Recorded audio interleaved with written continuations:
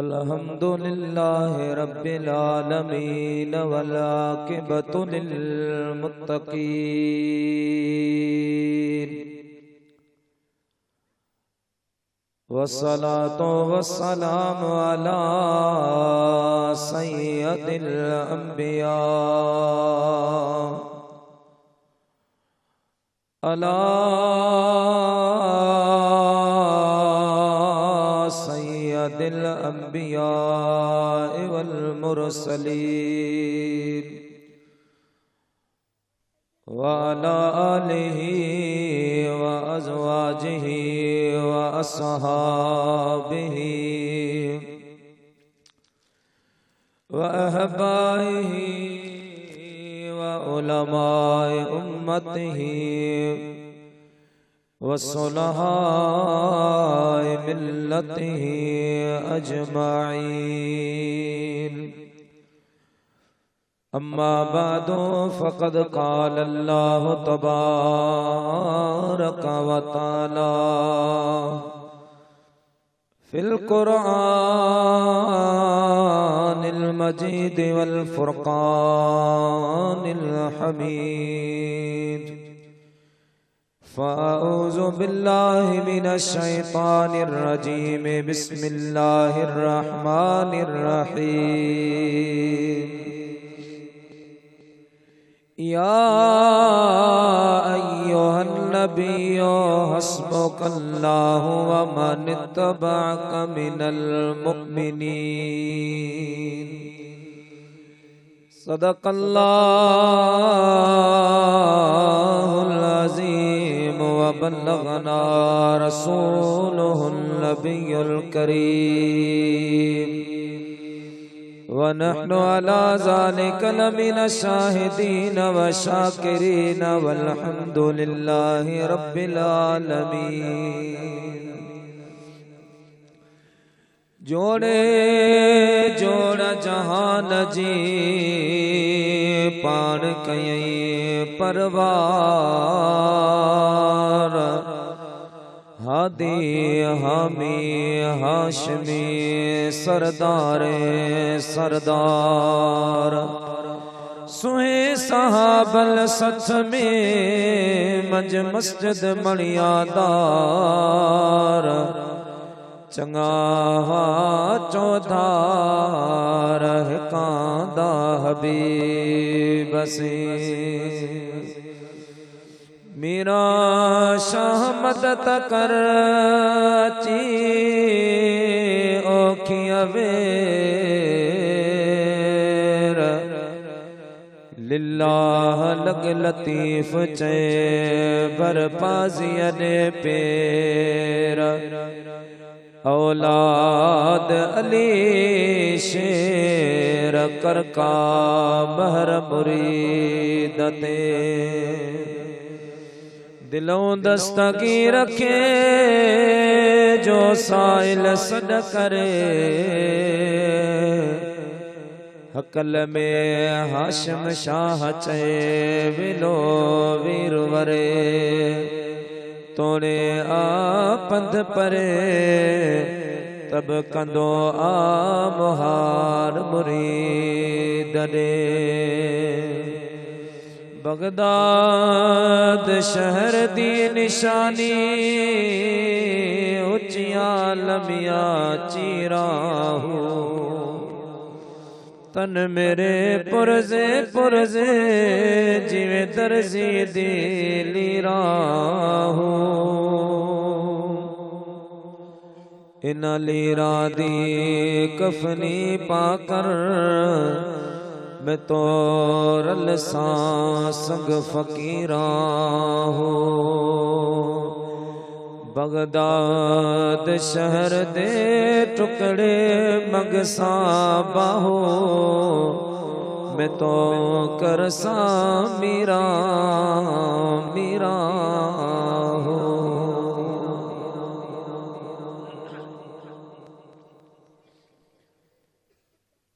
हमदाई सना Chabad लाइके सद्दज़त व एहतराम मीर महफिल व सदर जलसा हजरत अल्लामा व मौलाना बिरादर में मोहतरम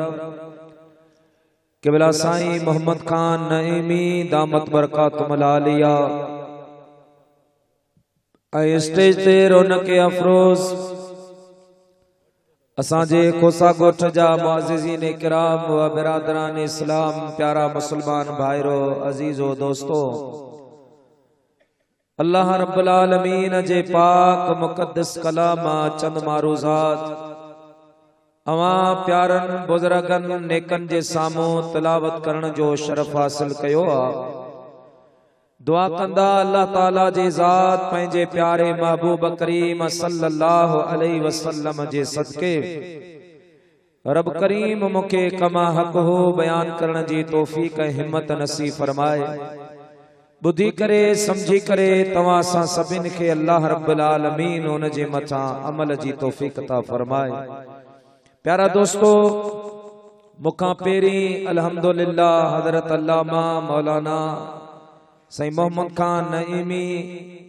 औलिया इकरामन जे बारे में बेहतरीन अंदाज में गुफ्तगू फरमाए रहा हा। अल्लाह ताला तवा सा सभिन के साईं जिन जे नसीहत आमेज कलिमात अमल करण जी तौफीक अता फरमाए। ऐं अल्हम्दुलिल्लाह जो कोई अजीम शान प्रोग्राम तमाया साजे मोहतरम मुकर्रम जनाब चाचा यार मोहम्मद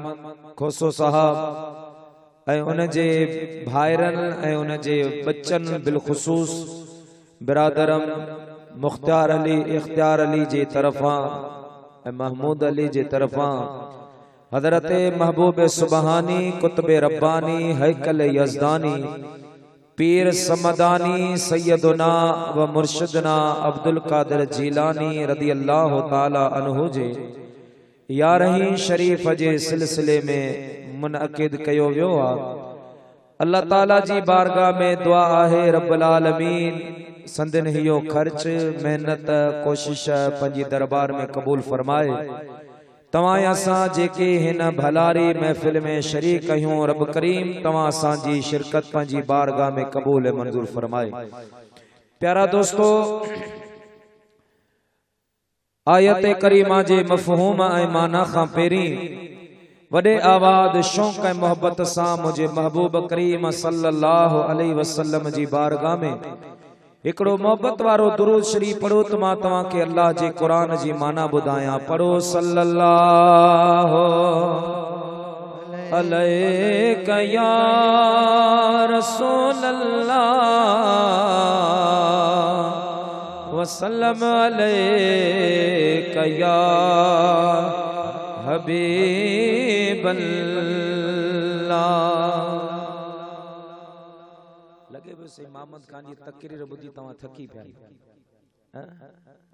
जेको थकी पिया सो हथ मथे कर बाबा अज तकड़ी जान आ कोन छडींदस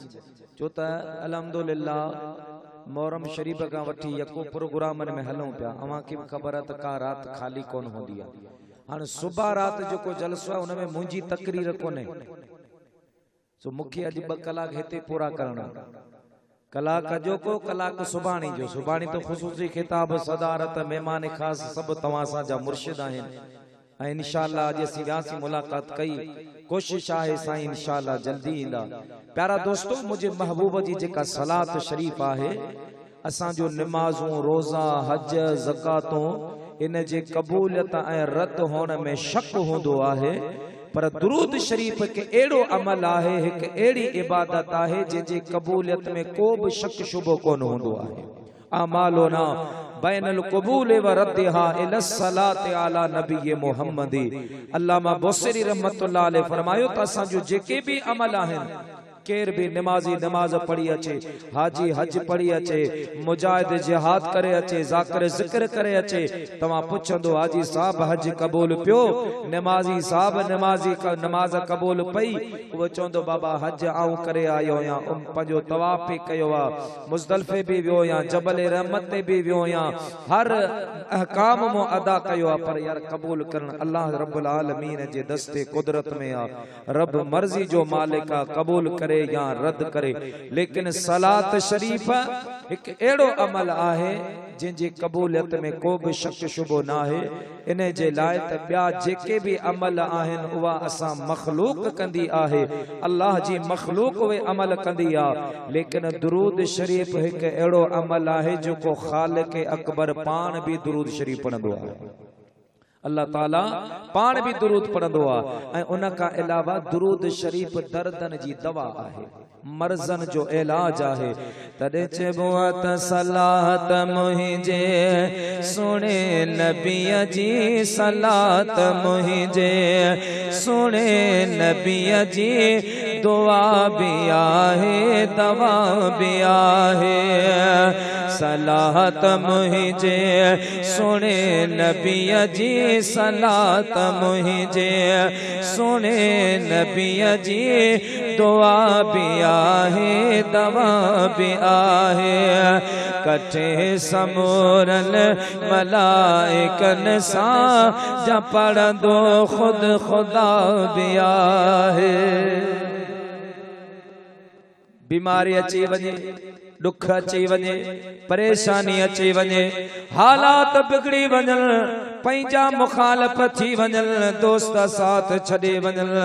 उन ज़माने में मुंहिंजा प्यारा दोस्तो जेकॾहिं हबीबन करीमन जे सलात शरीफ़ सां मां इंसान ताल्लुक़ जोड़े वठंदो आहे। सलात शरीफ़ हिकु अहिड़ो अमल आहे, हिकु अहिड़ी इबादत आहे जंहिंजे बरकत सां रब परेशानियूं दूर कंदो आहे, अल्लाह पाक बीमारियों दफ़ा कंदो आहे, रब कर्ज़न का निजात अता फरमाईंदो आहे। मुंहिंजा प्यारा दोस्तो बुज़ुर्गो, दुआ भी क़बूल तॾहिं थींदी आहे जंहिं दुआ जे अॻियां पुठियां मुंहिंजे महबूब जे सलात पढ़बी आहे। बगैर सलात जे जेकॾहिं दुआ घुरबी उहा दुआ भी कबूल कोन पवंदी। मां हिकिड़ो नंढड़ो मिसाल ॾेई पंहिंजे मौज़ू ते अचां। प्यारा दोस्तो बुज़ुर्गो, सुल्तान महमूद गज़नवी रहमतुल्लाह अलैह अल्लाह जे हबीब करीम सल्लल्लाहु अलैहि वसल्लम जो आशिका, एडो त मुंहिंजा प्यारा मुंहिंजे हबीब करीम सां मोहब्बत करण वारो आ, जो कॾहिं भी सुल्तान महमूद गज़नवी रहमतुल्लाह ताला अलैह बगैर वज़ू जे मुंहिंजे हबीब करीम जो नालो मुबारक ज़बान ते कोन आंदो आ। प्यारा दोस्तो बुज़ुर्गो, मां सुल्तान महमूद गज़नवी जे हालात ज़िंदगी में पढ़ियो आ। हिकिड़े ॾियारे सुल्तान महमूद गज़नवी पंहिंजे वज़ीर अयाज़ जे पुट के घुरायो आ। मुंहिंजा प्यारा चवण लॻो, अयाज़ जा पुट हेॾे आ। अयाज़ ॿुधी रहियो हो त सुल्तान मुंहिंजे पुट के घुरायो आ। प्यारा दोस्तो बुज़ुर्गो, बादशाह जॾहिं अकेलो थियो आ, तॾहिं बादशाह के अर्ज़ करण लॻो, मुंहिंजा आका, मुंहिंजा सरदार, अॻे जॾहिं तव्हां मुंहिंजे पुट के सॾु कंदा हा त नालो खणी करे सॾु कंदा हा। अॼु तव्हां चयो आ अयाज़ जा पुट हेॾे हलिया, छा मुंहिंजे पुट खां का ग़लती थी वई आहे? छा मुंहिंजे पुट खां तव्हां नाराज़ आहियो? पाण फरमा लगा, मां नाराज़ कोन आहियां, लेकिन अयाज़ ॻाल्हि असल में ही आहे यार, मां कॾहिं भी बग़ैर वज़ू जे नबी पाक जो नालो मुबारक ज़ुबान ते कोन आंदो आ। तुंहिंजे पुट जो नालो मोहम्मद आहे। मां जॾहिं तुंहिंजे पुट के घुरायो तॾहिं मुंहिंजो वज़ू कोन हो। मां पंहिंजे महबूब करीम जे नाले के बगैर वज़ू जे ज़बान ते आणण भी गुनाह समझंदो आहियां। मां पंहिंजे हबीब जे नाले के बगैर वुज़ू जे ज़बान ते आणण गुनाह समझदो या छो त नालो तो एड़ो आहे न मुहम्मद सल्लल्लाहु अलैहि वसल्लम जंहिंजी माना इहा आहे त जंहिंजी तारीफ़ पुछां तारीफ़ कई वञे जंहिंजी वाखाण पुछां वाखाण कई वञे यानी इंसान छा जिन्न छा मलाइक छा फरिश्ता छा होरो गुलमा छा पर जंहिंजी तारीफ़ खुद खुदा करे उनके मुहम्मद सल्लल्लाहु अलैहि वसल्लम चइबो आहे तॾहिं मुंहिंजा प्यारा चइबो आहे त ज़िक्र अज़कार सब फानी मोहम्मद जो जिक्र बाकी सबब ही छो जो खुद अल्लाह सदल ही नात खां है मोहम्मद मुस्तफा है हबीबे किबरिया है वो ही इब्तदा है वो ही इल्तहा है न दुनिया हुई न उक़बा हुई नहीं का चीज खलकल हुई नहीं का चीज खलकल हुई मगर अव्वल सबन खाही हबीबे दो जहां है वो ही इब्तदा है वो ही इल्तहा है प्यारा दोस्तों बुजुर्गो उन सुल्तान महमूद गजनवी जो हुकूमत वारो दौर उन जमाने में हिकड़े गरीब फकीर जे मथा मुझा प्यारा के ॾाढे माण्हू जा 4 पैसा कर्ज हो गरीब कर्ज वठण कंदे वठी वियो पर कर्ज अदा न पियो करे वो कर्ज घुरण वारो हुनके रोज सताईंदो हो रोज परेशान कंदो हो ब्याज जा पैसा प्यारा दोस्तों चवण लगो मूंखे मुंहिंजा पैसा मोटाए दे जेकॾहिं पैसा मोटाए न ॾींदे मां तुंहिंजे घर ते कब्ज़ो कंदुसि तुंहिंजे ज़मीन ते कब्ज़ो कंदुसि इहो गरीबा फकीरा मिस्कीना मुक़ाबले करण जे हिन में ताक़त न आहे प्यारा दोस्त बुजुर्गो दिल में फ़ैसिलो कया सुबह शाम इहो अचे करे मूंखे ताना मेणा ॾे थो मूंखे धड़काए धमकाए थो इन खां बहितर आहे त मां इहो इलाइक़ो छॾे वञा इन जे नज़रनि तां टरे वञा इन जे नज़रनि तां गायब थी वञा न को मौजूद हूंदुसि न को मूंखे तानो मिलंदो इहा ॻाल्हि सोचे करे पंहिंजो ॻोठ छॾिया पंहिंजो वतन छॾे करे मुंहिंजा प्यारा दहलीअ जे सरज़मीन ते आयो आहे उते ख़बर पई आहे त दहलीअ जी सरज़मीन ते हज़रत महबूब इलाही ख्वाजा निज़ामुद्दीन औलिया रहंदो आहे इहो फ़कीर हली करे हज़रत ख्वाजा निज़ामुद्दीन औलिया जी बारगाह में आयो जॾहिं मुलाकात थिया तॾहिं अर्ज़ कया क़िबला मां ज़माने जो धिकारियल आहियां परेशान आहियां पर मां आलमन खां ॿुधो आहे बुज़ुर्गनि खां ॿुधो आहे जंहिं परेशानी जो इलाज दुनिया वारनि वटि कोन हूंदो आहे उन परेशानी जो इलाज अल्लाह जे वलियनि जे आस्थाने ते थींदो आहे क़िबला मां इहो ॿुधो आहे त जंहिं परेशानी जो हल दुनिया वारनि खां न निकिरंदो आहे अल्लाह जे वली जी दरबार मां उन परेशानी जो हल निकिरंदो साईं फरमाया बा छा ॻाल्हि आहे सॼी ॻाल्हि करे ॿुधाईं मुंहिंजा प्यारा दोस्तो पार करण लॻो क़िबला ॻोठ छॾे आयो आहियां वतन छॾे आयो आहियां मुल्क छॾे आयो आहियां पुठियां नंढड़ा सनड़ा ॿार घर वारी आहे घर जो केर हिफ़ाज़त वारो बि न आहे मुंहिंजा साईं तुंहिंजे दर में उमेद करे आयो आहियां हज़रत ख्वाजा निज़ामुद्दीन औलिया फरमा लगा फ़कीर मां तोखे हिकिड़ो अमल तो ॿुधायां मां तोखे हिकिड़ो तरीक़ो तो ॿुधायां पंहिंजो वतन न छॾ पंहिंजो ॻोठ न छॾ पंहिंजो इलाइको न छॾ वापस पंहिंजे ॻोठ हलियो वञ रात जे टाइम ते घर में मुसल्लो विछाए करे पाक साफ कपड़ा पाए करे नमाज बरकातो नफल पढ़ी करे मदीनतुल मुनव्वरा ॾामो करे अखियूं बंद कर मुझे हबीब करीम जे बारगाह में दुरूद ऐं सलाम जा नजराना पेश कर सलात शरीफ पढ़ंदो कर मुझो ईमान आहे मदीने वारो मीर तुझे परेशानी हल फरमाईंदो। अबा सुभान अल्लाह कौन निकती तुझी बात मां ये जे करे तकरीर मेमण गुठ में करे हाँ तो सुभान अल्लाह एड़ी चवन हा बगदाद पहुंची वने हा पर तमा खुली खुली चो सुभान अल्लाह जे थकी पायो तो तकरीर खत्म करियो एड़ो मसलो कोने पाण में ठई वेंदा कावड़ जणी गाल कोने पर जेकर वेठा आयो तो जोश सां वियो जज्बे सां वियो खबर पए ता आशिकन में भी तकरीर करे। प्यारा दोस्तों पाण फरमा लगा मदीने वाले साईं जी सलात के वनी पचा ओ मुझा प्यारा दोस्तों बुजुर्गो फकीर के तसल्ली मिलिया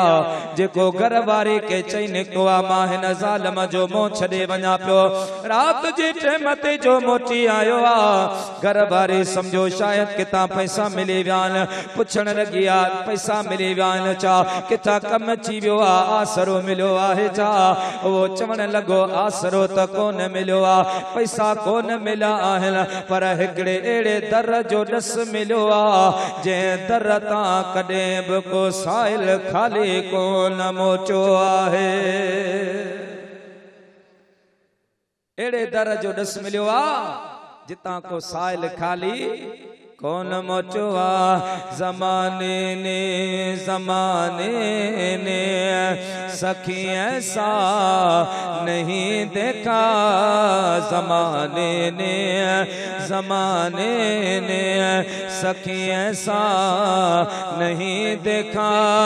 लबों पर जिसके साइल ने नहीं आते नहीं देखा ज़माने ने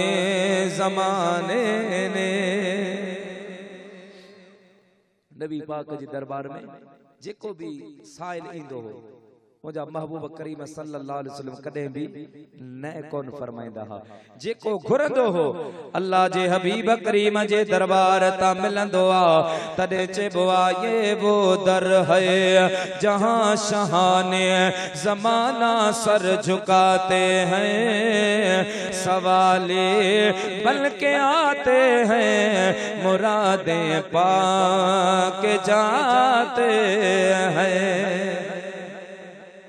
महबूब जी दरबार में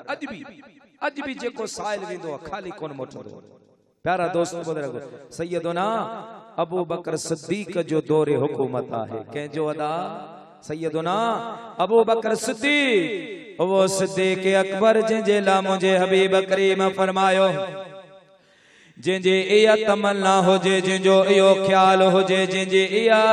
दिली ख्वाहिश होजे तमा दुनिया में हजरत इब्राहिम खलीलुल्लाह जो दीदार करया इब्राहिम खलीलुल्लाह जी ज़ियारत करया उनके खपे त ओ मुझे अबू बकर सिद्दीक जो दीदार करे जे अबू बकर जो दीदार कयो उन समझ सुने इब्राहिम खलीलुल्लाह जी ज़ियारत कया है। वो सिद्दीक़ अकबर हम राज पैगंबर नबी पाक जे राजदान अल्लाह जे हबीब जे राजन का वाकिफ सैयदना अबू बकर सिद्दीक जे जात बाबरकाता उन जो दौरे हुकूमता मुझा प्यारा दोस्तों बुजुर्गो उन जमाने में हिकड़ो मानो मदीनतुल मुनव्वरा जे सरजमीन ते आयो आ अल्लाह जे हबीब करीम जे रोजे पाक जे सामो भी करे मुझा प्यारा दोस्तों सदा तो लगाए ताए मदीने मी वारे मीर जा गुलामो अल्लाह जे हबीब करीम जा गुलामो मां गरीब आया मिस्कीन आया पोड़ो बे आया अखिन का अंधो नाबीनो आया अखिन जी रोशनी मुंह वट ना है अखिन जो नूर मुंह के अल्लाह पाक नसीब न कयो आ मां मादर जात अंधो आया मां जे पेट मां अंधो जाओ आया अवा में को एड़ो खुश नसीब एड़ो को मुबारक बानो आहे जेको मुसलमानन जे अमीर मुसलमानन जे खलीफे हजरत सैयदना अबू बकर सिद्दीक जी दाढ़ी मुबारक झले करे मुझे हथ में दे। प्यारा दोस्तों बुजुर्गो हिन फकीर जने हियो सवाल कयो आहे जेको बे सहाबी सवाल बुधे पियो। प्यारा दोस्तों बुजुर्गो साइड में चींदो निकरंदो पियो वने केर के हिम्मत के जुरत जो अबू बकर सिद्दीक जी दाढ़ी मुबारक में हथ विझे इन जेला जो अबू बकर सिद्दीक जे हिफाजत जेला एकड़े पासे हजरत अमीर उमर हलंदो आ तबे पासे सुनो हैदर करार हलंदो आहे।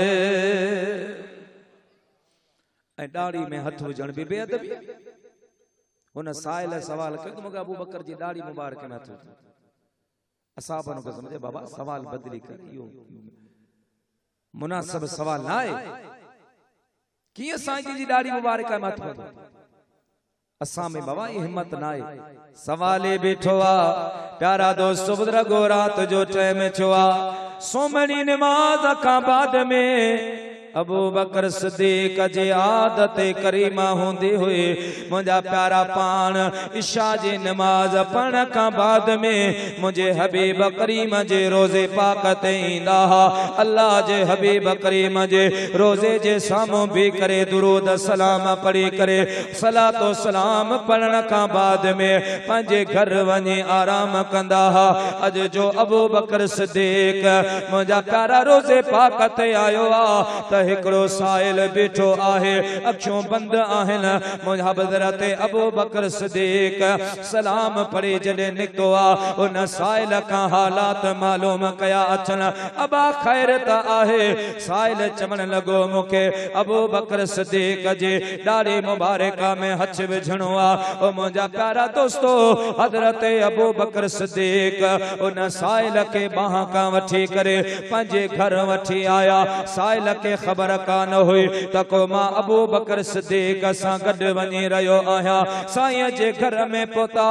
सिद्दीक अकबर मानी खाराया अबू बकर सिद्दीक उन जी खिदमत कया कपड़ा ॾिना। प्यारा दोस्तों बुजुर्गो उन का बाद में फरमा लगा ओ फकीर पंहिंजो सवाल चेंज कर सवाल बदली कर। अर्ज कन लगो क़िबला मूंखे सवाल बदली करणो ना है भला ज़मानो गुज़री वञे हितां तेसी कोन मोटंदस जेसी मो अबू बकर जे दाढ़ी मुबारक ते हथ न रखियो आहे मां तेसी न विंदस जेसी सिद्दीक अकबर जी दाढ़ी मुबारक ते मो हथ न रखे। हज़रत अबू बकर खिली फरमाया बा अबू बकर आऊं हर पांजो हथ करीब कर तू मुझी दाढ़ी मुबारक ते हथ रख जो तो रसूलुल्लाह जे दर जो सवाल आहे मुझे महबूब करीम जे दर ते तो सवाल कयो आ तो सदा हया जे करे तुझो सवाल पूरो न थींदो तो महबूबन करीम जे दरबार जे खिलाफ आहे। अल्लाह जे हबीब का जेको भी घुरंदो आहे मदीने वारो मीर उनके सब कुछ दींदो आ। ओ मुझा प्यारा दोस्तों ओ वो सवाले जडे हजरत अबू बकर सिद्दीक जे दाढ़ी मुबारक ते हथ रखिया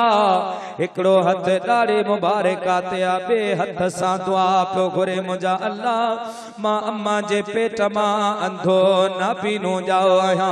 दुनिया जे हकीमन तबीबन वट मुझे अखिन जो इलाज ना है या इलाहल आलमीन अज तुझी बारगाह में मां अबू बकर सिद्दीक जे दाढ़ी मुबारक जो वास्तो तो जा मुझा मौला मुके अखिन जो नूर नसीब फरमा। अल्लामा जलालुद्दीन सुयूती तारीख खुलफा में लिखो आ त अञा उन साइल जो हथ हजरत अबू बकर जे दाढ़ी मुबारक का परे कोन थियो आ। अल्लाह पाक उनके अखिन जो नूर अता फरमायो आहे। अञा दाढ़ी मुबारक ता हथ परे कोन छो अखिन जो नूर अची वियो आ साहिल खुशीअ में मापे न पियो ओ जेको अम्मा जे पेट मां जाओ हो जे दुनिया जो रंग रोगन कोन ॾिठो हो अज मुंहिंजा प्यारा दोस्तो बुजुर्गो दुनिया जा रंग रोगन ॾिसे पियो त खुशीअ में मापे न पियो ऐं हेॾा अबू बकर सिद्दीक़ हज़ारो कतार रोअण शुरू कयो आ ओ साहिल अर्ज़ करण लॻो क़िबला अवां मुंहिंजे बसार ते रोशनीअ ते राज़ी खुश कोन आयो छा पाण फरमा लगा फकीर गाल इया नाहे अदा गाल दुख वारी ही आ जो तो अबू बकर जे सुहारी जो कदर कोन कयो आ साईं किया कदर कोन कयो आ पाण इरशाद फरमा लगा जदे तो मुझे दाढ़ीअ जो वास्तो अल्लाह जे बारगाह में पेश कयो हो उन वक्त में अल्लाह तबारक व तआला जो रहमत दरिया जोश में अची वियो हो अज तो हिय न चवे हा मुझा मौला मुखे अखिन जो नूर दे अज हिय चवे हा या इलाहल आलमीन अबू बकर सिद्दीक जे सुहारी मुबारका जे सदके कायनात जे अंधन के नूर अता फरमा त अज रुवे जमीन ते को अंधो बाकी न रहे हा अज तो अल्लाह जी दरबार में इहो सवाल करी हा मौला अबू बकर सिद्दीक जे सुहारी जे सदके मुखे अखिन जो नूर अता फरमा ऐं कायनात जे अंधन के नूर अता फरमा त अज रुवे जमीन ते को अंधो बाकी न रहे हा ओ मुंहिंजा प्यारा दोस्तो हिय ओ मुंहिंजे हबीब जे दरबार यो शख्स घरवारी के चमण लगो उन महबूब जे दर जो दस मिलो आ जे दर ता कदे भी को साहिल खाली कोन मोचो आ प्यारा दोस्तों बुजुर्गो उन्हीं रात घर में आयो आ वुजू करे ताजो वुजू करे कपड़ा पाक साफ करे प्यारा दोस्तों बुजुर्गो घर में मुसल्लो विछाए करे जाए नमाज विछाए करे दुरूद शरीफ पढ़ंदो रहो आ मुझे हबीब करीम के अर्ज पियो करे तरे रहम कर या रसूल अल्लाह रहमतों रसी कर इनायत अहमदा सुन हिन बंदे जे बेकसी आया घणो किरता कचो आया अबो जो आदमी अगसनी या सैयदा रसया नबी खैरुल बशर गौर कर गमगीन जो ए नूर नाफे अनामवर हबीबन करीमन के सद पे के इहो तो ठीक होंदो सके मुझे महबूब के केरे सद करे वरी अल्लाह जो महबूब उन जे सद सा गड जवाब न दे इहो तो ठीक होंदो सके अल्लाह जे हबीब के जे भी सडियो आ जिते भी सडियो आ मुझे महबूब करीम जी मदद शामिल थिया प्यारा दोस्तों अल्लामा यूसुफ नभानी रहमतुल्लाह अलैहि लिखियो आ मुराकिश में माई साबा रहंदिया 80 साल 90 साल हुन जे उम्र मुबारका पर जडे भी हुन जे मथा का दुखी घड़ी इंदी हुई परेशानी जा लम्हात इंदा हा त ओ छा कंदी हुई अखियन ते हथ रखे अर्ज कंदी हुई मदीने जा घोट सुन मुहिंजा सदड़ा कच मोहम्मद मोट ए आसी तुही जे आसरे मदीने जा शाह सुन मुहिंजा सदड़ा कज मोहम्मद निगाह ये उम्मत तुही जे आसरे मुझा प्यारा दोस्तों बुजुर्गो माए जी उम्र गुजरंदी आ परेशानी में दुख में सुख में हबीबल करीमल के पुकारी दिया 100 साल पूरा था माए साबा प्यारा दोस्तों वफात करे वया उन जा मिट माइट हुन के कब्र में दफन करे मोटी आया 3 ॾींहनि खां बाद में के अल्लाह जे प्यारे बाने उन माई के ख्वाब में ॾिठो फरमा लगो माई साबा दे खबर ॿुधो आ त कब्र में मुनकर नकीर ईंदा आहिन भला तुंहिंजी कब्र में भी आया हा या कोन आया हा माई चवण लगे अदा मुंहिंजी कब्र में भी मुनकर नकीर आया हा मुनकर नकीर ब मलाइका है हर कंहिंजी कब्र में ईंदा नबी करीम सल्लल्लाहु अलैहि वसल्लम फरमाए त मैयत जा मिट माइट उनके दफन करे मोटंदा आहिन मैयत अञा उन जे जुतिन जा आवाज़ ॿुधंदो पियो आहे त मुनकर नकीर अची वेंदा ऐं उहे ईंदा कहिड़ी तरीक़े सां नबी करीम सल्लल्लाहु अलैहि वसल्लम फरमाए त ज़मीन खे हीअं चीरींदा फाड़ींदा जे पाणी में माण्हू तरे न ये पाणी खे उछलाईंदो पियो ज़मीन खे चीरींदा पिया ईंदा उन जे अखियुनि मां उन जे वात मां उन जे नक मां बाहि जा शोला पिया निकिरंदा ॾाढी हैबत वारी सूरत में ईंदा भेटाई घोट रहमतुल्लाह अलैहि साईं जो जॾहिं विसाल थियो तॾहिं जेके फ़कीर हा उन्हनि चयो अॼु अब्दुल लतीफ़ जी क़बर मुबारक ते वियूं था भेटाई साहब क़बर जो अहवाल ज़रूर ॿुधाईंदा अल्लाह जो वली फ़कीर वही रहा क़बर ते हिकिड़ो ॾाढ़ो ॿियो ॾाढ़ो टियों ॾाढ़ो 3 ॾींहंनि खां बाद में बेटा साहब जे मज़ार मां आवाज़ आयो पयम तिल पठान लता मुझे बोले था न बुधन पयम तिल पठान लता मुझे बोले था न बुधन सही सिधे गाल के हे वारो विगो कल मुखे सिंधी न अचे हे पारसियों प्या पुछन अल्लाह मांदा तिल के जीवाई मंगे थे तबीयत जा मलाइक कबर में ईंदा तने बेटा साहब रहमतुल्लाह अलैह मुझा प्यारा तोखे मुके समझाइंदे फरमायो त बंदा बुछड़ायन जो तो हिलो छड़ हाने नकी पी हलंदे पान से न भाऊ भाणे सहू करे सुमारी दई लहद में आने पीड़े कबर पाए माल कंदे जिया सरह में घाणे वाका करे वात मजान निकरंदी जा थन दिने छे माने पो मुए पुजाने सब सचो कंदे सैयद चवे फरमा तो गुल चरण गेल करण ही न कमाटन कम मियां हिनी मजन जो तोके वडो आवहम लाही दई लतीफ चे मचा हडन चम पो गोरा कंदे गम जडे विछड़ी हलदे वलर रखा इते गोठ में आयूं राज में आयूं दोस्तन में आयूं यारन में आयूं बरादरी वार में अदा खबर तने पुंदी जने सब कुछ इते छडे रवाना थींदा केर भी गड न हलंदो अजीज करीब औलाद मित्र माइट कबर ताई दिली दोस्त जान दियण वारो मां पे भी कबर में गड कोन हलंदा बेटा साहब रहमतुल्लाह अलैह फरमांदो जेड़ो कारो कपड़ो तेरी कारी मां एक पंध परदेस जो बियो समर न खयम साण हाने वेठी पिचा पाण जो पाध न झलम मोहम्मद करीम जो फरमातो जदे साथिन पे सद कया तदे बुधई ना बोड़ी पलह जाम पुनल जो तो झलो ना ढोड़े हाने ना कन धोरे पैरणन में रिहो करी जडे साथिन पे सद कया तडे बुधई ना बोड़ी हां खोसा गोठ जी मुताबिक उन जो तर्जुमो करया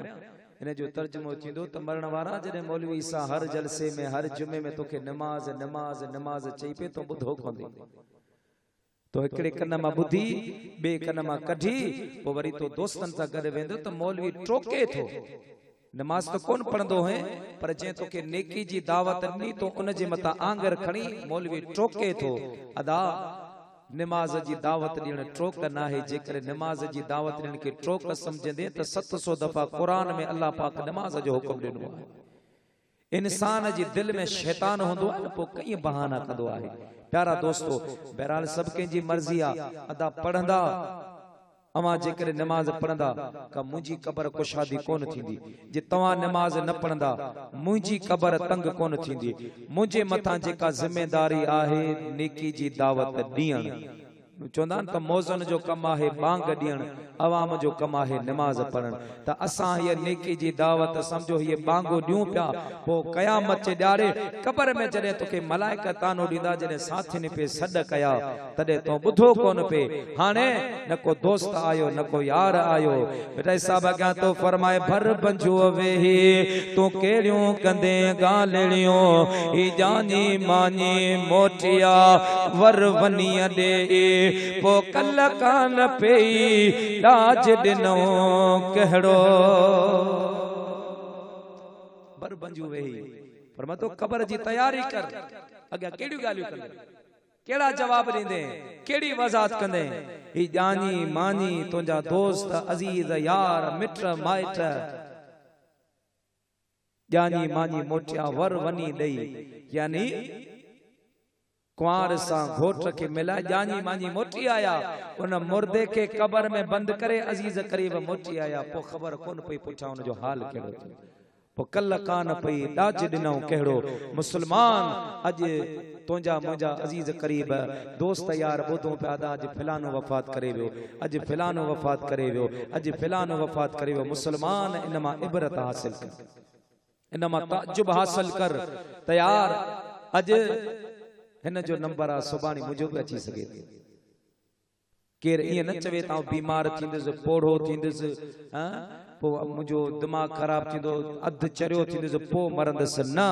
जिंदगी ते को बि भरोसो न आहे। अल्लाह कहिड़ी गली में जिंदगी जी शाम थी वञे। आगाह अपने मौत से कोई बशर नहीं, सामान 100 बरस का पल की खबर नहीं। हिकड़े पल जी सेकंड जी खबर ना है तो हिते वेठा आहियूं, उथी भी सघंदासीं या कोन उथी सघंदासीं। प्यारा दोस्त बुजुर्गो, अल्लाह ताला तव्हां असांखे हिदायत नसीब फरमाए। मुसलमानो रब जी दर मोटो, अल्लाह जे दरबार में मोटो। जीअं जीअं तव्हां ॾिसो पिया ज़मानो अहिड़े पासे वञी रहियो आहे, जेके पुठी साल हालात हासे हिन साल कोन, जेके उन खां पहिरीं हासे। प्यारा दोस्त बुजुर्गो, पुठी साल कोन, ॾींहां ॾींहुं अल्लाह जी नाफरमानी वधंदी वञे पई। मुसलमान ईअं कोन थींदो बस असां हिते आज़ाद हलो पिया कयां, बस क़बर मां भी आज़ादी सां निकिरी वेंदासीं। न मुजादा, इहा भुल आहे, ग़लती आहे। ऐं क़यामत जे ॾियारे भी हर पल, हर सेकंड जो, हर मिंट जो अल्लाह जी दरगाह में, रब जी बारगाह में, बारगाह खुदाबंदी में हिसाब ॾियणो आहे। उन जी तैयारी कर। उन जे लाइ मुंहिंजा प्यारा दोस्त बुजुर्गो समर ठा, जो क़यामत जे ॾियारे तोखे कंध झुकाणो न पए, तो कंध मथे खणी हल। पोइ मदीने वारे मीर जी भी सिफारिश थींदी, सैयदना गौसल आज़म दस्तगीर जी भी नज़र करम थींदी। इंशाअल्लाह बेड़ो पार थी वेंदो। अब मूं ॻाल्हि कहिड़ी पे कई, मामा कठारी, सुभान अल्लाह। नानी पे समझायो डोटी खे त मां तुंहिंजी शादी थींदी, पोइ ही थींदो, ही थींदो, ही थींदो। समझा कलाक ॾेढ त पछाड़े जी छोरी सम्झे, ची हा, ची छा सम्झे, चे मां हिन सोराख मां 100 माकोड़ियूं निकितियूं, हुन मज पई वई। नानी पे नसियत कई, छोरी पे माकोड़ियूं ॻणियूं, तो माकोड़ियूं न ॻणींदा करियो, जॾहिं वियो तॾहिं दिलि जे करण सां ॿुधंदा करियो। प्यारा दोस्तो बुजुर्गो, माए साहबा चवण लॻे, मुझे कब्र में भी मुनकर नकेर आया, मुखां अची पुछा कयो, पर मुझे आदत हूंदी हुई जॾहिं का मुश्किल घड़ी अची वेंदी हुई, मां अखियुनि ते हथ रखे मदीने वारे मीर के पुकारींदी हुयसि। अल्लाह जे हबीब करीम के मां याद कंदी हुयसि। दिलबर मदीने वारे मीर जे बारगाह में मरण का पहिरीं मां दरखास्त जमा कराई हुई। मां गुज़ारिश करे छॾी हुई त जिते मिट पूरे वञन पहुच जा साईं, जिते मिट पूरे वञन पहुच जा वो मदनी मुखे अमलन जो कोने आसरो, पहुच जा वो सैयद मुझे अमलन ते नाहे भरवसो, जिते मिट पूरे वञन पहुच जा लाज ते मिट पूरे वञल पहुच जा वो मदनी मुखे अमलन जो कोने आसरो, पहुच जा वो सैयद मुझे अमलन ते नाहे भरवसो। सल्लल्लाहु अलैहि या रसूल वसल्लम अलैका या हबीब अल्लाह। सभी पढ़ो सल्लल्लाहु अलैका या रसूल अल्लाह। वसल्लम अलैका या हबीब अल्लाह। प्यारा मुसलमान भाईरो मार्च पे कयो माए फरमान लगी तमा रसूलुल्लाह जे दरबार में दरखास्त जमा कराए हुए त या रसूलुल्लाह या हबीब अल्लाह जिते मिट माइट दफन करे वेंदा अजीज करीब छडे वेंदा राणा संगो औलाद छडे वेंदो हबीब दोस्त यार छडे वेंदा मुके अमलन ते भरवसो ना है मुजा महबूब मुझे मालिक कजा मां रसूलुल्लाह के पुकारे हो जदे मुझे कब्र में मुनकर नकीर आया मां पंजे अखियन ते हथ रखे 3 मरतबा मदीने वाले मीर रखे मां सदकया मलाइक मुखे नजर कोन आया मुझे कब्र में आमना जो लाल बीठो मुझी कब्र में अल्लाह जो हबीब बीठो मुझा प्यारा दोस्त बुजुर्गो मदीने वाले मीर के जिते सदबो आ अल्लाह जो महबूब उते इंदो आहे दुनिया में सद रसूलुल्लाह दुनिया में अचे प्यारा दोस्तों सकरात जे वक्त में सद त आमना जो लाल सकरात जे वक्त में अचे मुझा प्यारा कब्र में भी जेकर नबी पाक के सदबो त अल्लाह जो महबूब उते भी इंदो मदीने जो साईं उते भी इंदो हो त हर कब्र में अल्लाह जा हबीब इंदा हदीस पाक में इंदो नबी से फरमाया कब्र में 4 सवाल थींदा मर रब्बुक व मन नबियुक व मा दीनुक तुंजो रब केरा तुंजो दीन केड़ो आ तुंजो नबी केरा 3 सवाल ये थींदा एतरे में नबी करीम अलैहिस्सलातु वस्सलाम अची गुजरंदा किन आलम चो साईं करीम गुजरंदा किन वरी इहो लिखियो आ त महबूब कोन गुजरंदा पर उन कब्र वारे ऐं नबी साईं जे विच में जेके ज़मीन जी रुकावट जेके परदान उहे सब हटी वेंदा अल्लाह जो महबूब पंहिंजे हरी में नाज गुंबद जे खदरा में वेठो हूंदो मलाइक उन खे इशारो कंदा तन महबूब जे बारे में तू छा चवंदो मां कुंत तक़ूलु फी हक़ हाज़र रजुल इन महबूब जे बारे में तू छा चवंदो तुंहिंजो कहिड़ो अक़ीदो तू पाण जहिड़ो चवंदो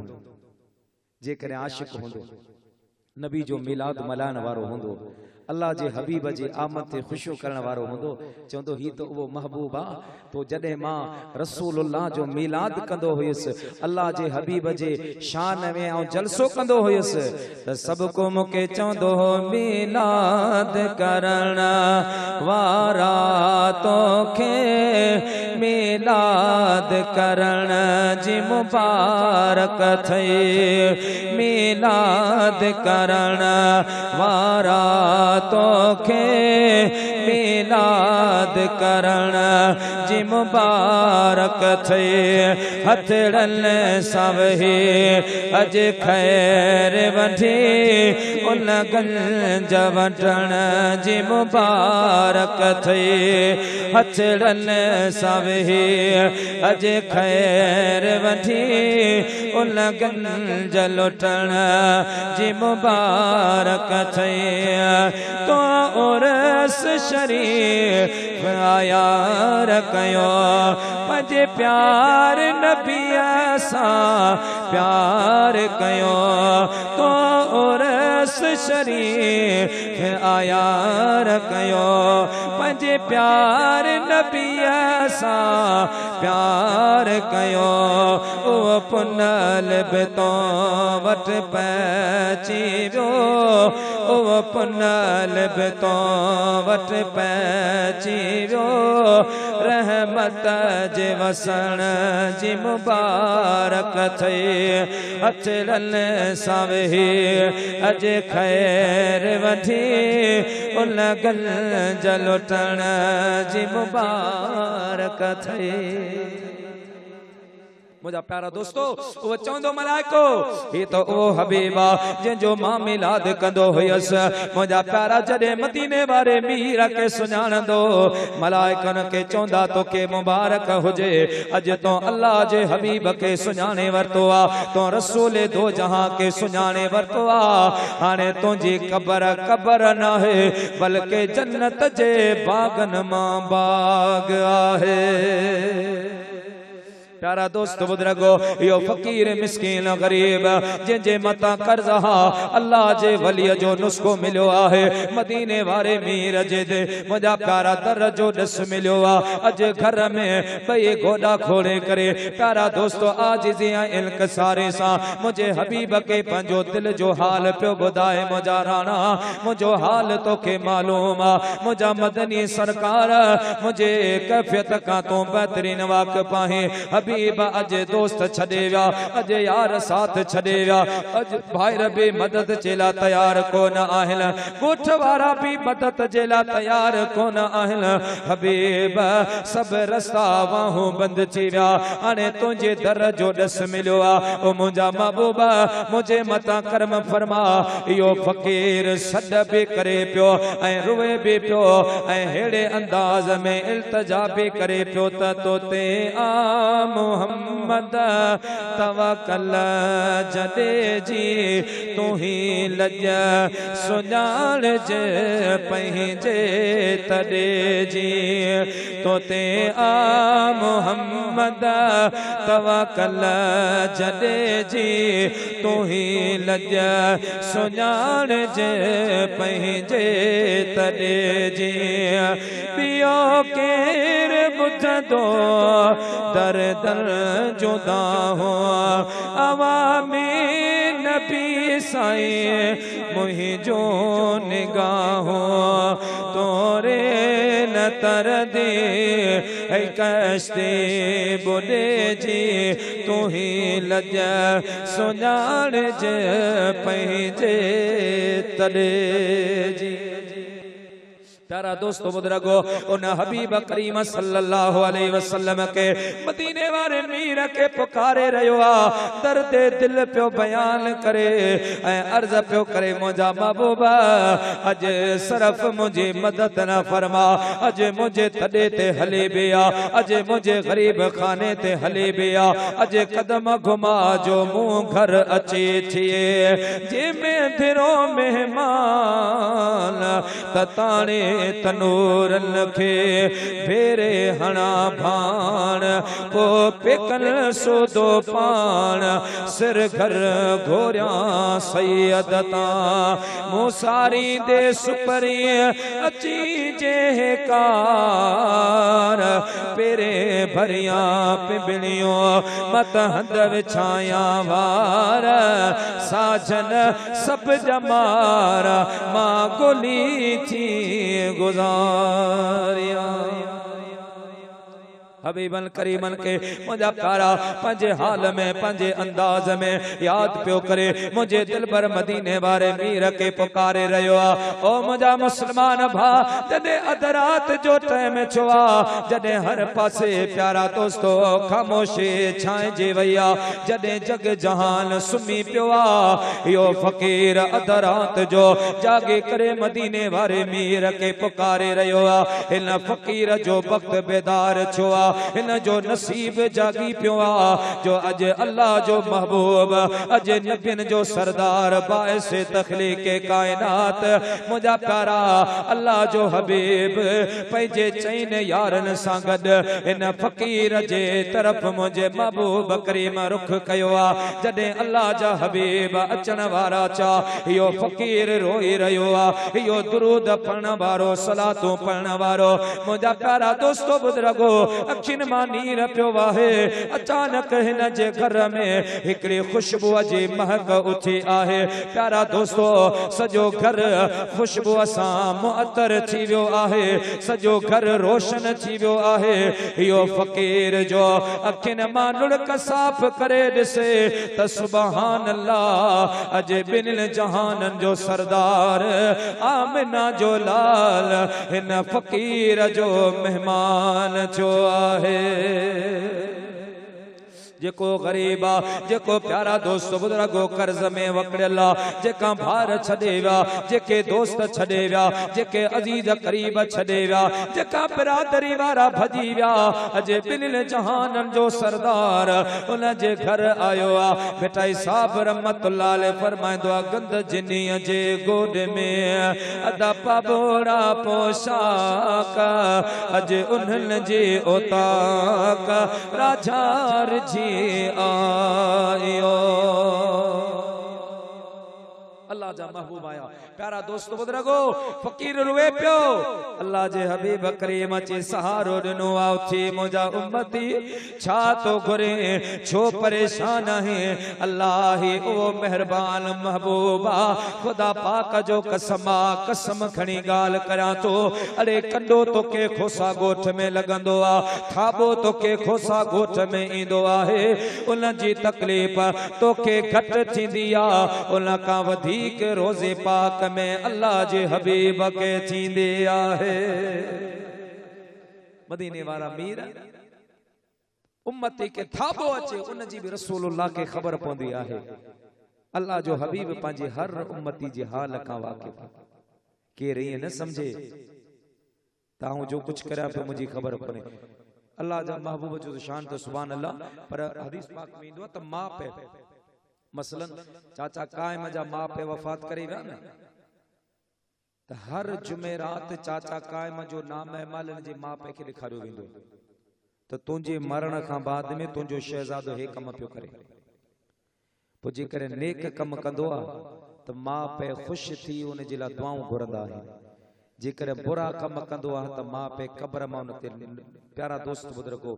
नाराज़गी जो इज़हार कंदा आहिनि, अफ़सोस कंदा आहिनि त अफ़सोस असां हिन खे हर शइ करे ॾिनी, उन खां बावजूद बि रब जी नाराज़गी जी कमनि जे पुठियां आहे। मुस्लमान भाउ पंहिंजे रब खे राज़ी कर। मां पे ॾिसनि था, रसूलुल्लाह ॾिसे पियो, असीं गुनाह करियूं था, अल्लाह जो हबीब ॾिसे पियो,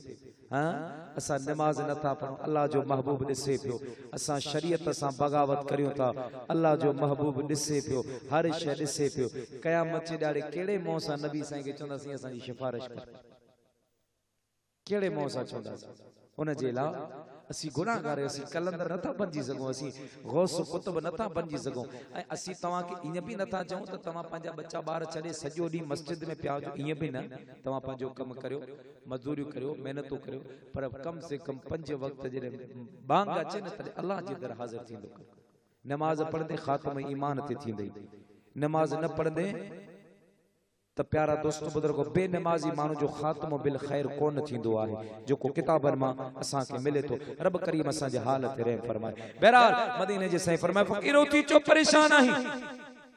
अल्लाहु अकबर जे नज़र कया, पेरनि हेठां ज़मीन निकिरी वया त किथे मुंहिंजो घर, किथे अल्लाह जो महबूब।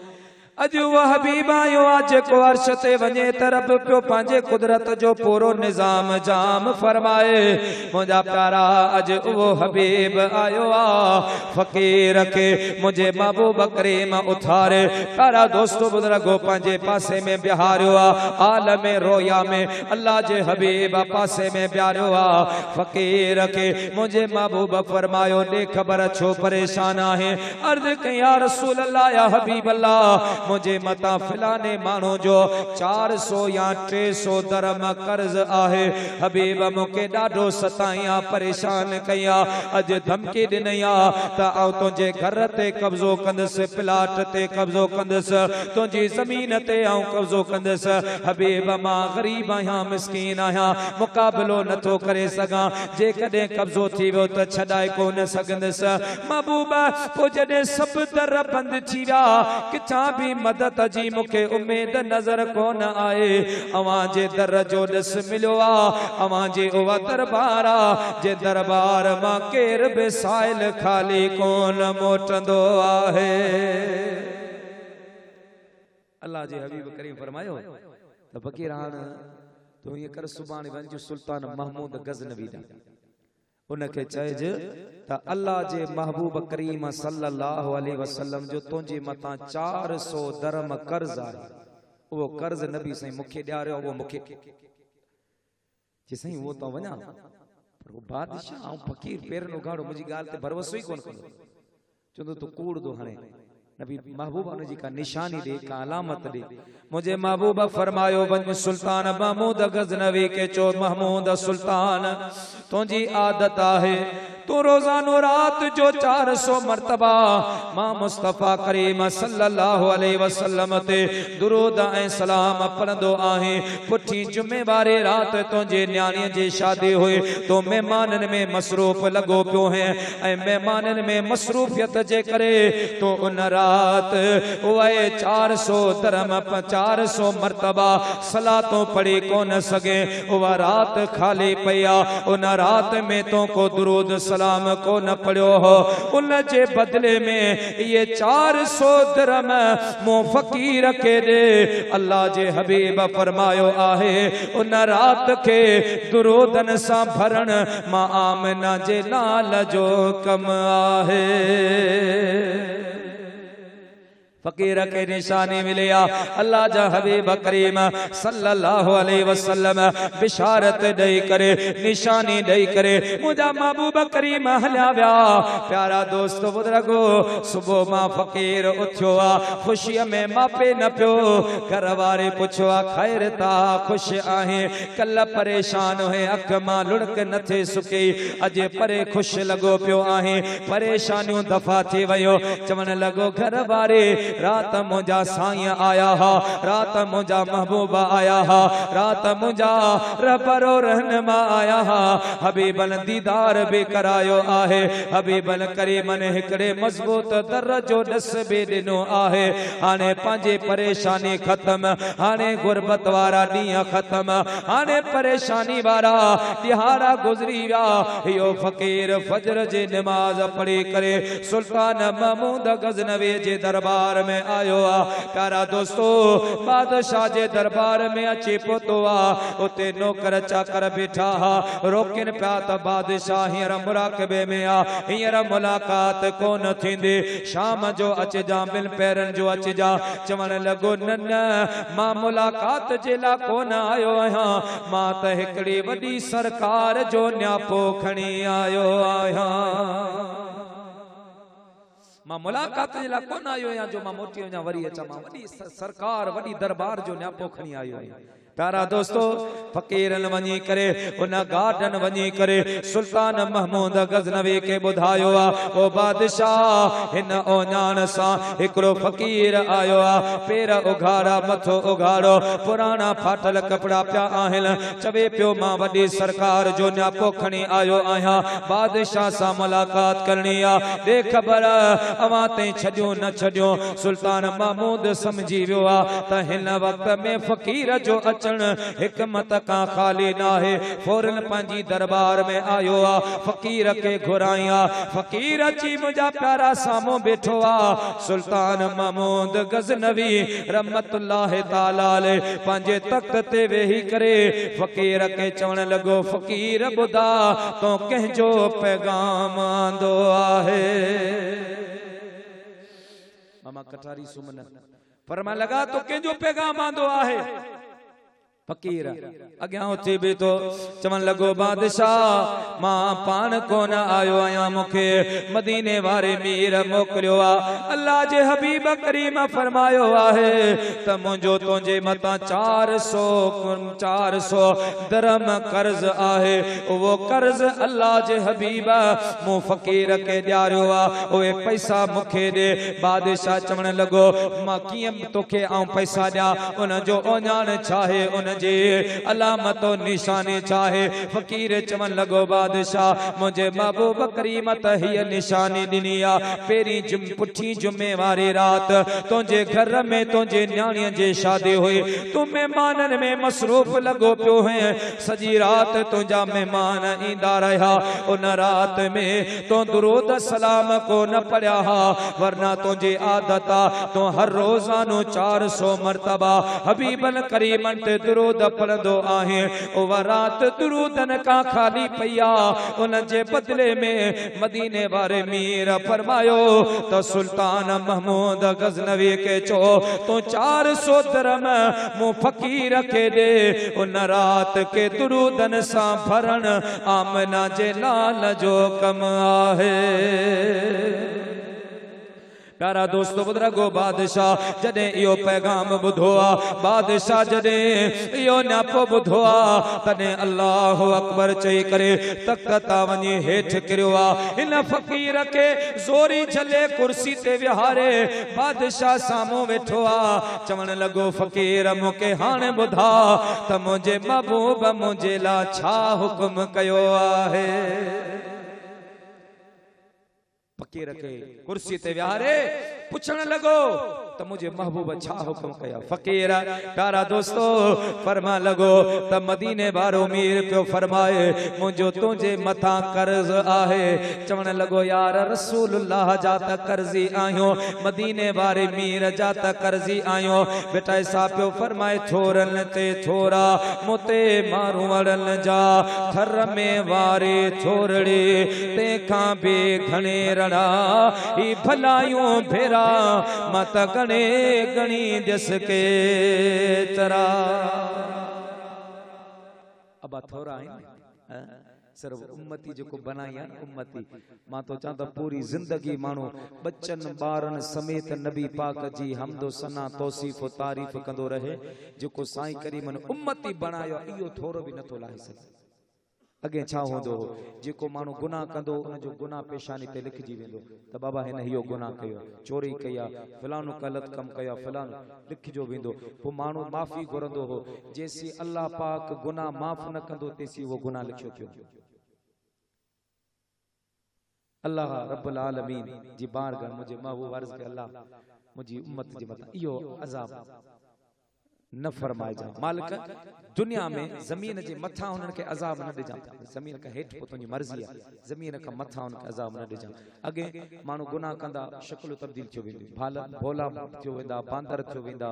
गिदड़ थियो वेंदा रिछ थियो वेंदा कहिड़ी मख़लूक आहे कहिड़ी मख़लूक ईअं थियो वेंदी हुई हज़रत मूसा कलीमुल्लाह अलैहि सलातो वसलाम जी क़ौम जे मथां जेको अज़ाब आयो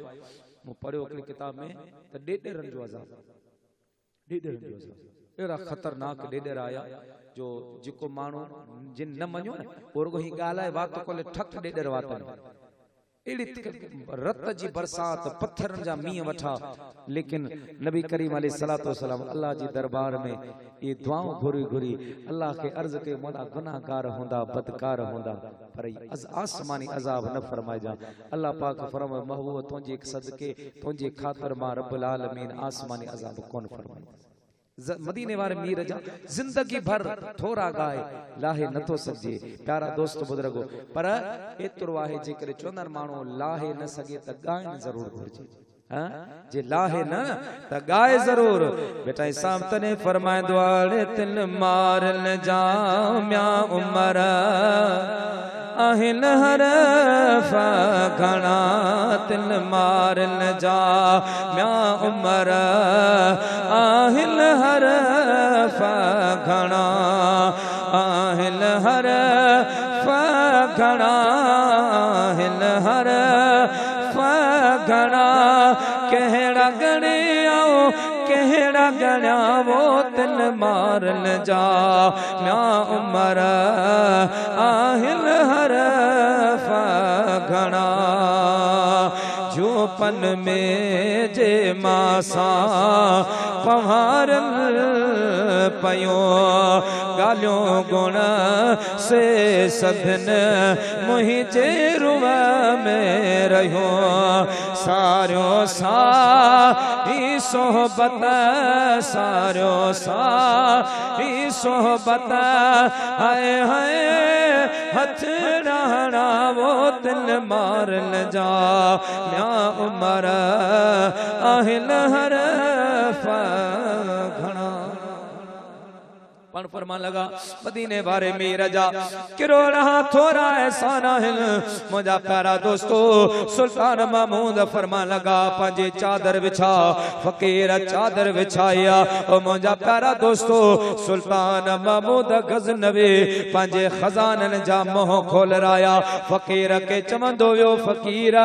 हाने मुके महबूब जो पैगाम बुधा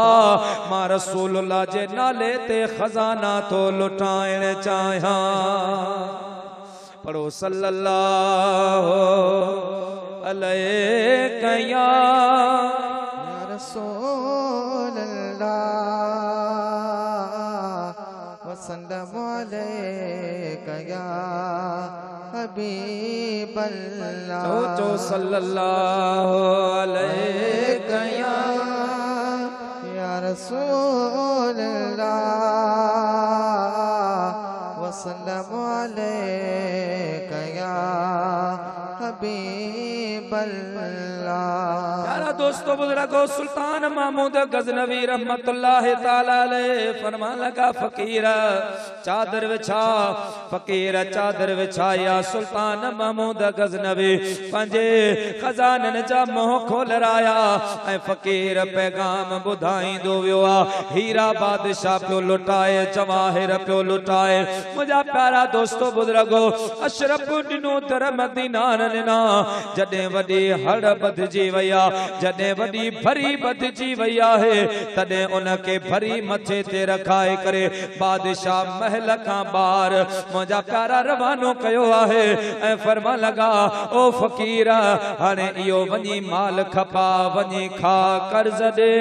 ऐं जॾहिं बेज़रूरत पइजी वञे ॿिए जे दर न वञजा। सुल्तान महमूद गज़नवी जो दरवाज़ो तुंहिंजे लाइ हर वक्त खुलियल आहे। जॾहिं भी मुश्किल अचे बे पासे न वञजा। कल उन फकीर वटि कुछ भी कोनो, खाइण जे लाइ अटो कोनो, परेशान हो, ॾिनू पे रुनू पे त घर ते तो कब्ज़ो थिए। प्यारा दोस्त बुजुर्गो, ॿिन्ही ते तो कब्ज़ो थिए, प्लाट ते तो कब्ज़ो थिए। अॼु जो उनखे वॾी भरी हीरन जवाहरनि जी मिली, हीअं मथे ते रखी निको आ बादशाह जे महल मां त मदीने पाक ॾामो करे चवे पियो, अॼु तार मां बेड़ो तरियो, मुंहिंजा मिठा तुंहिंजे करे। अॼु तार मां बेड़ो तरियो, मुंहिंजा मिठा तुंहिंजे करे। गम दर्द व्या वारो वरियो, मुंहिंजा मिठा तुंहिंजे करे। अॼु तार मां बेड़ो तरियो। अब अचो सुभान अल्लाह। अञा त आयत जी मूं माना कोन कई आहे, त मूं तोखे दुरूद जो फज़ाइल ॿुधायो। तकरीर पुछां ऐं पढ़ो, सल्लल्लाहु अलैका या रसूल अल्लाह वसल्लम अलैका या हबीब अल्लाह। अल्लाह ताला जी ज़ात बाबरकात फरमायो, या अय्युहन नबिय्यु हस्बुकल्लाहु व मन तबअक मिनल मुमिनीन। ऐ मुंहिंजा प्यारा महबूब मदीने वारा, तव्हां जे लाइ मां रब्बुल आलमीन काफ़ी आहियां ऐं उहे अवां जा ग़ुलाम, उहे अवां जा पतंग परवाना असहाब जिन तुंहिंजे दीन ख़ातिर पंहिंजो तन मन धन कुर्बान कयो आ। मुंहिंजा महबूब ये गुलाम भी तव्हांजे लाइ काफ़ी आहिनि। अल्लाह पाक फरमायो, मुंहिंजा महबूब तुंहिंजे लाइ रब काफ़ी आहियां, उम्मत जे लाइ तुंहिंजा गुलाम काफ़ी आहिनि। बाक़ी पुठियां जेके अचण वारा, जे तुंहिंजो कलमो पढ़ण वारा, जे तो महबूब सां सची मोहब्बत कंदा त मां रब उन्हनि खे माफ़ भी कंदुसि, जन्नत भी ॾींदुसि। जेकॾहिं तो महबूब जी फर्मा बरदारी कंदा, मां रब उन्हनि खां राज़ी भी थींदुसि। महबूब जेकर तुंहिंजी फर्मा बरदारी न कंदा त पोइ मां रब्बुल आलमीन आहियां, रब्बुल आलमीन आहियां त वाहिदुल क़हार भी आहियां। मुसलमानो पंहिंजे रब खां डिॼो, अल्लाह जो ख़ौफ़ पंहिंजे दिलि में रखो, अल्लाह पाक खां डिॼो। सफ़र में हज़र में इंसान जिते भी हूंदो आहे, रब इंसान खे ॾिसंदो आहे। अल्लाह जी निगाहबानी में पां आहियूं। ॾिसो न करीम रब जो केतिरो किरोड़ हां कर्म। ऐं तो चवां ॿिया त सभु एहसान थोरा पंहिंजी जाइ, पर अल्लाह पाक जेका इंसान खे सिहत ॾिनी आहे न, ॾिसंदा करियो, इबरत हासिल कंदा करियो। उहे बि त माण्हू आहिनि न, हथ बि आहिनि, पेर बि आहिनि, हा अखियूं भी आहिनि, पूरो इंसान आहे। पर जेकर दिमाग़ जी थोरी रब चाबी घुमाए छॾे त उहो माण्हू कपिड़ा लाइ हलंदो आहे। रब तोखे मूंखे दिमाग़ ॾिनो, सुहिणी सूरत ॾिनी, हा अहिड़ी सुहिणी सूरत जो कोसागोट जो नौजवान जॾहिं टिक ते बीहंदो आहे न आईने ते, तॾहिं हीअं मिटनि जे हथ घुमाए चवंदो, मूं जहिड़ो को हसीन हिन दुनिया में ई कोन्हे। बस मोते हुस्न खत्म आ एड़ो अल्लाह रब्बुल आलमीन इंसान के हसीन बना। ये फितरत है, ये इंसान की फितरत है। खोसा गोर चुकोन बल्कि अल्लामा दुमेरी रहमतुल्लाह अलैह फरमात इंसान जी फितरत में ये शय आहे। इंसान जड़े भी पांजो पान के ॾिसंदो त मुखा वधी के हसीन कोने हुस्न जी इंतहा मोते। हजरत यूसुफ अलैहिस्सलातु वस्सलाम जड़े पान के ॾिठो तने थोरो दिल में तकबर के ची आऊं एडो हसीन आया आऊं जे करे खपा त मुजी करे कीमत भी अदा कोन करे सके, मुझी कर कि कीमत अदा कौन करे सके। अल्लाह रब्बुल आलमीन सैयदना यूसुफ अलैहिस्सलातु वस्सलाम की कूड़न सिक्कन में खपराए, कूड़न सिक्कन में खपराए ऐं पोइ वरी रब्बुल आलमीन यूसुफ अलैहिस्सलाम जो शान एडो वधाए जो पूरी दुनिया जी मिल्कियत खुटी वयूं पर यूसुफ अलैहिस्सलाम की कीमत केर अदा न पियो करे सके। अल्लाह रब्बुल आलमीन जे तरफा इलाम थियो यूसुफ अलैहिस्सलाम तो सोचो हो न त मुझी केर कीमत अदा कोन करे सघंदो। ये सब अता मो रब्बुल आलमीन जी आहे। ऐं जेकर रब चाहियां त तोखे कूड़न सिकन में खपराए छॾियां कंहिंखे ख़बर ई न पवे त तुंहिंजो मक़ाम चाहे तुंहिंजो मर्तबो चाहे। पर मां रब जेकर इज़त ॾियणु चाहियां त दुनिया जा खज़ाना खुटी वञनि पर तुंहिंजी केर कीमत अदा न करे सघे। बाबा अल्लाह पाक खे पंहिंजे नमाज़नि जी रोज़नि जी हजनि जी का ज़रूरत कान्हे। जो कुझु कंदा पंहिंजे लाइ कंदा, जो कुछ भी कंदा पंहिंजे लाइ कंदा। कब्र जो अज़ाब बाबा ॾाढो सख़्त आहे। सकरात जी जेके घड़ियूं आहिनि अल्लाह रब्बुल आलमीन हर मुस्लमान जे हाल ते रहम करम फरमाए इंशाअल्लाहुल अज़ीज़। रब पाक मुझे चवण मुझे ॿुधण क़बूल फरमाए। व आखिरु दावाना अनिल हम्दुलिल्लाहि रब्बिल आलमीन। आप ज़ोइब जी फरमाइश है, हिकिड़ी भी ये भी फरमाइश हथ में, हिकिड़ो ही गज़ल भी आहे, पढ़ो था बाबा।